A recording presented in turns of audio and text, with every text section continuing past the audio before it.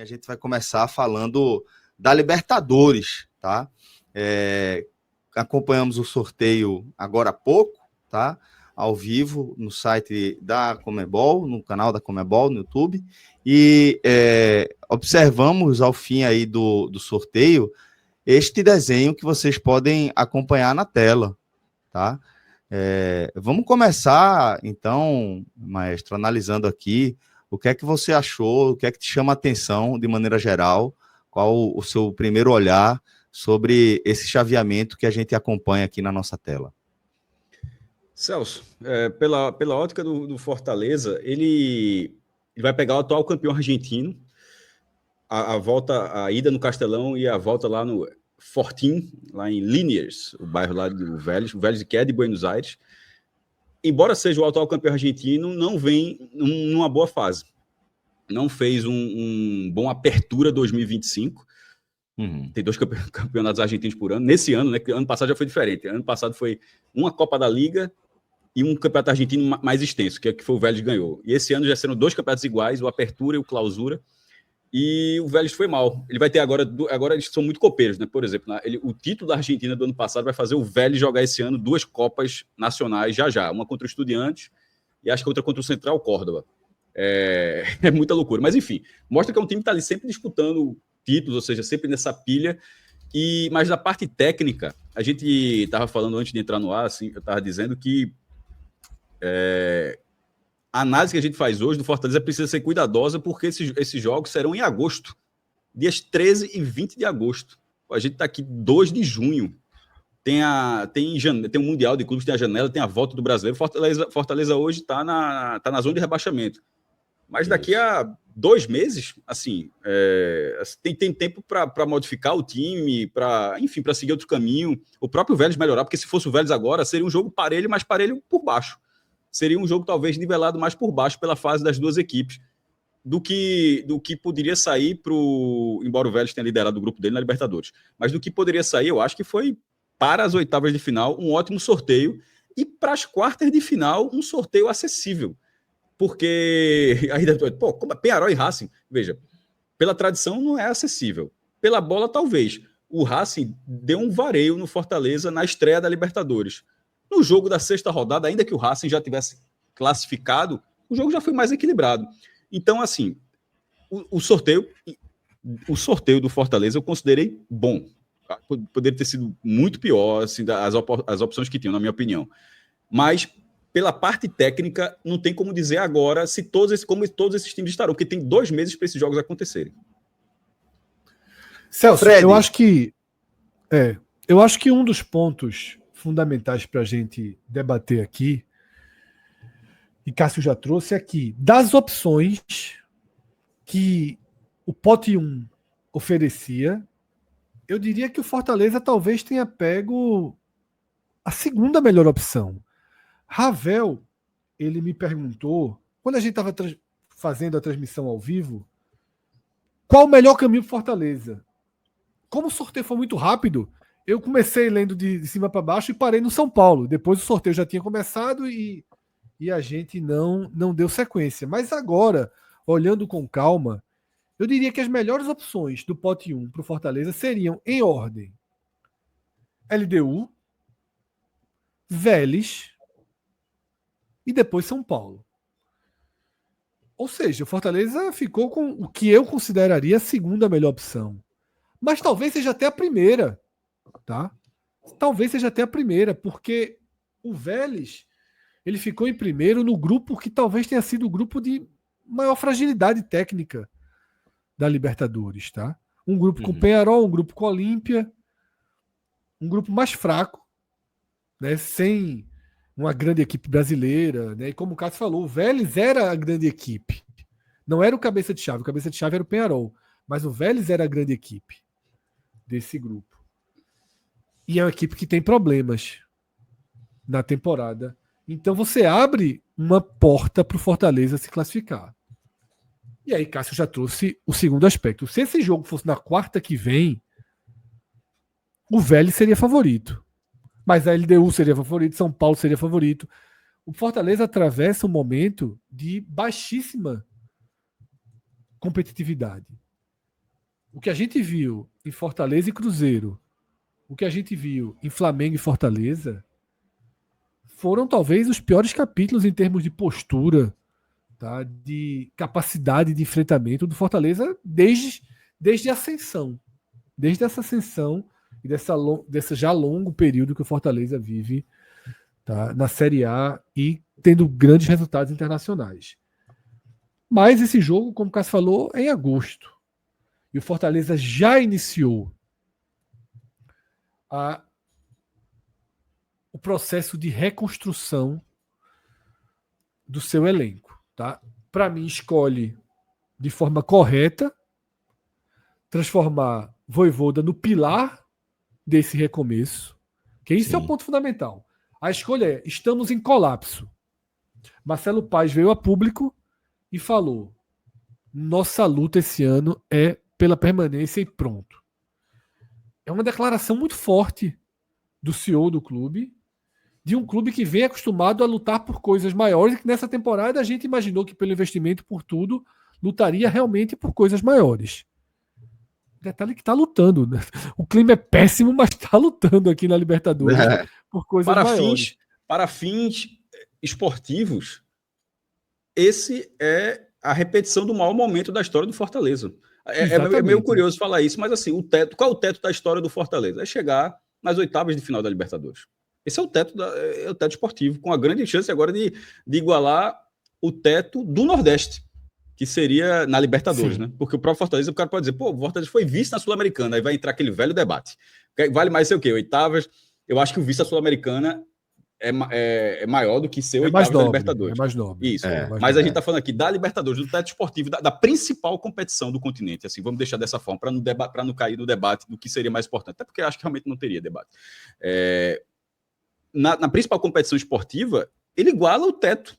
Então não é pouca coisa, assim, não é que não seja pouca coisa, é muita coisa, na verdade, assim, e tem tempo suficiente para ter condições, Fred, de fazer um bom mata-mata. Isso. E aí é onde eu estava dizendo, Celso, o post do dia que o Fortaleza classificou perdendo para o Racing, né? E graças a uma derrota do Bucaramanga para o Colo-Colo. Inesperada derrota, o Colo-Colo não valia nada. Os comentários no post do Fortaleza eram assim, só crítica, só pancada. E é o que Cássio falou, em tese você está repetindo o teto. Agora, a reformulação começou. Paul Fernandes, por exemplo, já não vem jogando. Uma peça importantíssima. Mas o Fortaleza, tudo que o Fortaleza precisava era que soasse logo o gongo da Série A. Só que a 12ª rodada, que é aquela que vem agora depois das 2 datas FIFA, o Fortaleza joga. Fortaleza joga dia 12 de junho. Fortaleza não parou. 8 equipes da Série A pararam. Na verdade, o Ceará faz um jogo atrasado. Então, 6 pararam, Ceará e Botafogo param nessa quarta-feira. O Fortaleza ainda joga. E o fato de jogar atrapalha a reformulação do Fortaleza. A gente confessou aqui, eu, Cássio, Ravel e Arthur, no pré-rodada. Da última rodada de Série A, a gente fez no pré-rodada e assim, Ravel chegou a ler notícias da imprensa baiana confirmando a negociação do Vitória com Zé Wellison. Tá? Mas eu alertei, o Fortaleza não tem volante para colocar em campo contra o Flamengo. Exato. Ou coloca Zé Wellison, ou vai colocar um garoto da base. Ou vai inventar. O Fortaleza colocou Zé Wellison, ou seja, estourou o limite de jogos de Zé Wellison. O que desvaloriza ele no mercado brutalmente. Porque agora, para Série B. abrir mão... Detalhes, Zé Wellison fez uma partida horrorosa contra o Flamengo. Para terminar Jogou nada. De coroar a escolha. Não, é pior mas que era uma escolha muito difícil, como diria... Muito difícil, jornal. Mas aí, ao fazê-la, o Fortaleza ainda foi punido duplamente. Primeiro, tomou um 5-0. Segundo, perdeu a chance. Não vai ter mais esse espaço, né, de esvaziar essa folha. Você não vai conseguir. Você pode até esvaziar. Convencer o jogador vai ser muito difícil. Aí para a Série B, mas aí você, talvez do Vitória, o Fortaleza tirasse alguns milhões para Zé Wellison em definitivo para o Vitória. O Fortaleza só estava negociando assim. talvez 2, 3 milhões, ele desvalorizou, o Vitória pagasse. Tá? Agora, para a Série B, vai talvez dividindo o salário. Então, mas o Fortaleza se viu. Até porque, repito, jogou mal. E talvez tenha que jogar contra o Santos também. Porque o Fortaleza vai acabar com esses mantendo, problemas. Vai acabar ficando. Só que assim, a necessidade de uma reformulação profunda, ela é grande. E Zé Wellison estava na mira dessa reformulação profunda, tá? Uhum. Mas é isso, Celso. Um outro Fortaleza virá. Agora, talvez esses jogos aconteçam com o Fortaleza mergulhado numa zona de rebaixamento, sem poder poupar no Brasileiro, indo para o desgaste. A gente sabe o quanto o Vojvoda trabalha rodando, né, o elenco. Talvez não seja possível. Se imagina esses jogos aí, o Fortaleza em 17º, em 18º, ou em 16º, ou em 15º, mas nesse contexto, eu não imagino que o Fortaleza vai conseguir em agosto, estar rodando o elenco com o brasileiro seguro. Não é o caso, tá, Celso? Perfeito. Deixa eu chamar a Ravel também aqui para essa análise, né, desse sorteio da fase de mata-matas da Libertadores. Voltei? Estou de volta? Pronto. Não caiu em momento nenhum. Caiu não, né? Ficou rodando aqui para mim. Aí eu olhei para o outro computador e estava ok. Perdão, então. Caiu não, só final do ano. Ravel, vamos com a sua análise também aqui desse sorteio, irmão. O que é que você, Celso, que é que você achou desses caminhos? Eu tô muito pela linha de Fred e Cássio. Acho que das oportunidades aí para o Fortaleza conseguir quebrar o seu recorde histórico aí, né, em relação a onde já conseguiu chegar na competição, você tinha ali duas janelas claras, assim, mais claras. O próprio Vélez, que foi o time sorteado, ou a LDU, que eu coloco aqui ainda com o fato de ter conseguido ser primeiro no grupo do Flamengo e que tem uma altitude, né, que acaba sendo um diferencial competitivo, principalmente porque teria a vantagem de decidir o confronto em casa, o que para mim pesa muito, né, principalmente quando vai jogar com altitude contra, né? Então eu acho que para o Fortaleza ainda acabou sendo um caminho melhor enfrentar o Vélez até do que em relação ao LDU, e os outros eu acho que haveria uma disparidade muito grande. Então, para mim, fica a observação de que o Fortaleza foi bem aí nesse sorteio, deu sorte. E no chaveamento, de um modo geral, vai enfrentar um time que já conhece, ou seja, vai ter a possibilidade de se preparar melhor, se for o caso, se o Racing passar o Peñarol, né? Então, enfrentar um adversário que você já jogou na competição te oferece essas possibilidades de você se preparar melhor, de ter a compreensão de onde é que você errou para corrigir e acertar, e quais são os pontos que você identificou que são vulnerabilidades do adversário para que você possa ratificar e atacar essas frentes. Ou o Peñarol, que jogou uma fase de grupos de um grupo muito, muito tranquilo, né? A gente esperava um desempenho melhor do Olímpia quando a gente chegou a fazer análise desse grupo, sabia que o Bulu-Bulu era um time que tinha uma tendência de fato não ser um time postulante à classificação, e compôs bastante, inclusive, com o Vélez ali, os dois liderando a chave, tanto que terminam com a mesma pontuação. Eu só faço aqui a ressalva de que o Peñarol, apesar de estar longe de estar vivendo seus melhores momentos, né, na sua história, é um time que tem muita tradição, muita camisa, e atualmente não vive os melhores de seus momentos, mas é um time que no ano passado também passava pela mesma coisa e foi chegando a ponto de eliminar o Flamengo e jogar a semifinal da competição contra o Botafogo. Então, olho nesse Peñarol, pela tradição, pela camisa, pela inteligência de jogar a Libertadores já há muitos anos, mas de toda forma, Celso, eu estou muito na linha aí de Fred e Cássio. Acho que o Fortaleza tem aí diante dos seus olhos uma chave acessível para avançar. Perfeito, Ravel. Deixa eu te perguntar também... Celso. Pois não, mestre. Só dizer assim que a Libertadores é sempre ter aquele cuidado. O Vélez está pensando a mesma coisa. Tá, assim, só assim, o Vélez está olhando só, a gente tá mal, os caras levaram de 5-0 ontem. Então, assim, é só ver nesse cenário, primeiro, qualquer jogo contra time argentino, sobretudo mata-mata, é duríssimo, mas entender que, embora seja acessível, mas do outro lado, talvez o adversário esteja pensando rigorosamente a mesma coisa, o que transforma, deixa um confronto um pouco imprevisível, inclusive. Exatamente.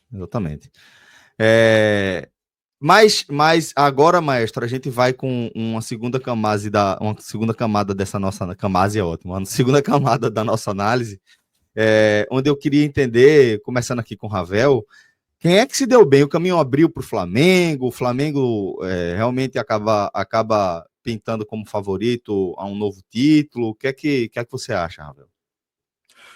Eu acho que o Flamengo é, de fato, o primeiro time aí, Celso, com maior favoritismo em relação à sua chave, porque vai pegar um Internacional que, embora faça uma Libertadores um tanto diferente do que é o brasileiro, né? O brasileiro vai mal, ontem teve derrota em casa com falha do goleiro, enfim, mas na Libertadores tem competido, mas eu acho que é um adversário que está bem abaixo aí em relação ao Flamengo, e depois ainda enfrenta um vencedor de Cerro Porteño e Estudiantes. A gente falava agora há pouco que o Cerro foi o pior classificado, né, dentre os times que chegaram a essa segunda fase, ou um Estudiantes que também, em nenhum momento assim dessa competição, acho que chegou a ter um grande futebol, né, jogou ali o grupo do Botafogo, um grupo que foi bastante disputado, né, com 3 times ali disputando a classificação, mas não chegou a apresentar um futebol super vistoso, ou que possa colocar ele aí como, por exemplo, um grande adversário contra o Flamengo. Obviamente você tem a tradição de jogar a competição, de já ter sido campeão, 2009, se não me engano, foi a última vez que o Estudiantes foi campeão da Libertadores. É um bom time, mas eu acho que o Flamengo desponta como o principal favorito, e um pouquinho só abaixo o Palmeiras, por ter o desafio de eventualmente pegar o River Plate, caso o Palmeiras passe do Universitário do Peru, que aí sim desponta como amplo favorito, e o River consiga passar o Libertad. Aí é um duelo de 2 times mais fortes, com mais tradição, mais camisa, mas eu destaco aqui também, Celso, que o Palmeiras vem fazendo uma Libertadores tão boa, que mesmo diante desse River Plate, eu ainda coloco assim como bem favorito, a chave do Flamengo sendo ligeiramente melhor. Os dois comemoraram a separação, né? Os dois celebram o fato de cada um ter ficado de um lado da chave. Só se encontrar agora eventualmente numa final, né? Esse talvez seja o grande ponto do que o sorteio trouxe. Verdade. Se Flamengo e Palmeiras caem do mesmo lado da chave, a gente teria possivelmente um cenário muito aberto para um novo finalista. Agora a gente tem 2 favoritos claros, um em cada lado. E aí você vai ter os times capazes, né, de elevar o grau de dificuldade aí, de colocar, de tirar do caminho Flamengo e Palmeiras. Eu acho que Flamengo e Palmeiras saem desse sorteio. Um ponto bem importante: o Palmeiras não terá Estevão, tá? Assim, sim. A gente fala de toda a questão das mudanças. O Palmeiras já tem de sair de uma mudança para pior, que Estevão agora vai se despedir do Palmeiras no Mundial de Clubes. Assim, é uma saída muito sim, é uma saída que muito muda mas muito o time. O favoritismo continua. Mas com a janela aberta. Veja, mas o Minão prodígio. O Palmeiras venceu os 6 jogos da primeira fase, mas o Palmeiras das oitavas é o Palmeiras sem Estevão. Sim. Será que Vitor Roque tem a janelinha, né? Tem uma janela para suprir também, né? Tem uma janela. Pode ter 2 janelas, só não é fácil de o Botafogo mesmo vai ser. O Botafogo mesmo vai ser completamente dizimado nessa janela. Depois do Mundial, o Botafogo perde Igor Jesus, perde Cuiabano, né? E perde mais um jogador, todos pro Nottingham Forest, né? Mas vai ser dilacerado o Botafogo. Só que também vai para a janela. Então, o que vale para o Fortaleza, só que o Fortaleza é um caso de vida ou morte. Mas vale em menor grau para todo mundo. Isso aí vai ser embaralhado. Esses bolheiros vão ser embaralhados. Os elencos vão ser reembaralhados. Agora, eu acho que, mesmo com as mudanças esperadas, Palmeiras e Flamengo são as maiores forças do continente. Tá? Já eram favoritos antes de começar a jogar Libertadores. Já eram os 2 favoritos. E continuam sendo. Tá? Mesmo e o que você fala, Fred, ela ganha um tom ainda mais forte, porque é o seguinte: se a gente for lembrar, a edição do ano passado, você teve São Paulo e Botafogo se enfrentando antecipadamente, fizeram um grande duelo. O Botafogo já era o Botafogo que a gente conhecia, não à toa se tornou campeão da Libertadores, se tornou campeão brasileiro, e o São Paulo competiu muito bem aquele jogo, chegando a ficar um pênalti, salvo engano, de conseguir o resultado que poderia classificá-lo. E mais uma vez agora, pelo sorteio, eles despontam com a possibilidade de se enfrentar, diferente do que pode acontecer com Palmeiras e Flamengo. Então, eu ia pontuar isso. Eu vejo Palmeiras e Flamengo favoritos dentro de cada lado, mas existem obstáculos. Para mim, o Racing pode ser um obstáculo pesado para o Flamengo. Tá? O Racing já mostrou. O Racing mostrou algumas faces aí, nesse grupo que a gente acompanhou de perto, algumas faces impressionantes, como o primeiro jogo contra o Fortaleza. E oscilou também. Então, eu acho que o Racing ele pode se tornar, caso ele ganhe corpo, né, passe pelo Peñarol, passe pelo vencedor de Vélez e Fortaleza, ele ganha corpo. E lá em cima, na chave do Palmeiras, você tem o River e tem os brasileiros. Né, Botafogo e São Paulo, que são... Veja, o Racing ele tem tido um Atlético Nacional com 100% em casa. O Racing tem tido um desempenho mais... em casa. O Racing tem tido um desempenho mais sólido do que o Vélez, por exemplo. Enquanto o Vélez foi bem na Libertadores e mal no Argentino, para tu manter ideia, lá são 30 times, 2 grupos de 15, o Vélez ficou em 13º do grupo dele. 4 vitórias, 2 empates e 10 derrotas. Assim, enquanto o Racing, ele se classificou para mata-mata, eram 8, passavam 8 de cada grupo, ele teve na primeira fase 9 vitórias, 1 empate, 6 derrotas, só que ele, logo nas oitavas, aí virou mata-mata, jogo único, ele foi eliminado pelo Platense, que ontem acabou sendo campeão pela primeira vez na história. Foi até uma zebraça, mas enfim. O Racing, ele teve a oscilada que ele deu na fase de grupos da Libertadores, mas ele já vinha sendo constante, ele vinha mostrando força também no Campeonato Argentino, fazendo uma campanha de classificação. Enquanto o Vélez já vinha mal, já vinha numa baixa. Então, assim, eu acho que o poder técnico do Racing, ele é consideravelmente maior em termos de confiança, agora, reforçando isso hoje. Em 13 de agosto, aí a gente faz outro vídeo até lá, porque em 13 de agosto, meu amigo, o futebol vai mudar um pouquinho até lá. Verdade, mestre. Vai mudar. E a gente vai estar acompanhando tudo, inclusive, tá? Fica também o convite para você seguir com a gente nessa nossa dinâmica aqui. Se você puder se inscrever no nosso canal, se você puder compartilhar o nosso conteúdo, deixar seu comentário, isso é algo que ajuda a gente enormemente, muito mais do que as pessoas podem imaginar.